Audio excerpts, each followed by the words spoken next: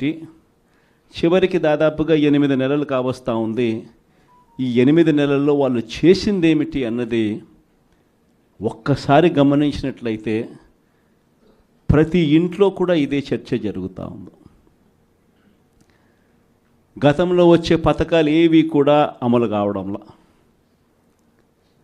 మరోవైపున చూస్తే ఎన్నికలప్పుడేమో ప్రతి ఇంటికి పోయారు. ప్రతి ఇంటికి పోయి మరి ఆ ఇంట్లో ఎవరిని వదిలిపెట్టల.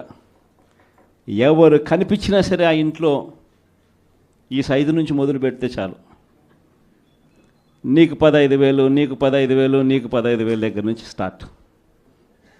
ఆ నుంచి ఇంక కొంచెం అడుగులు ముందుకు వేస్తే ఆ ఇంట్లో నుంచి ఆ పిల్లల తల్లి బయటకు వచ్చిందనంటే, ఆ తల్లి బయటకు వచ్చినా, ఆ పిల్లల చిన్నమ్మలు బయటకు వచ్చినా కానీ వెంటనే నీకు 18,000, నీకు 18,000, నీకు 18,000 అని స్టార్ట్.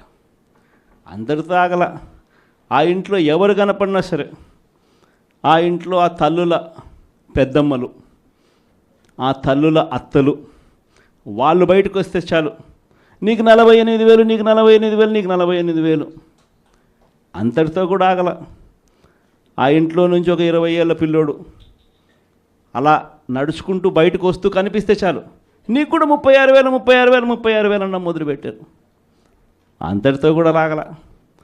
ఇంట్లో నుంచి ఎవరైనా రైతుగా కనిపించాడంటే, ఒక కండువా వేసుకుని పెద్ద మనిషి ఎవరైనా కనిపించారంటే, నీకు 20,000, నీకు 20,000, నీకు 20,000 అని స్టార్ట్.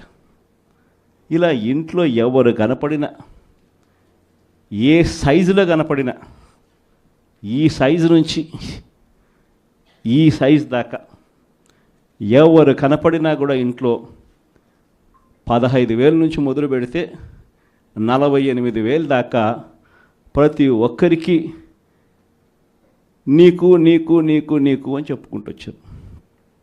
కానీ ఆ రోజు మనం అబద్ధాలు చెప్పాల. బహుశా వెనక్కి వెళ్ళి మళ్ళీ ఇది జరుగుతుంది అని తెలిసి, బహుశా మళ్ళీ ఆ రోజుకి మళ్ళీ వెళ్ళి ఈ రోజైనా ఆ రోజు మాదిరిగా భావించి మళ్ళీ చెప్తారా అని అంటే బహుశా మనం అది కూడా ఎప్పుడు చెప్పమేము.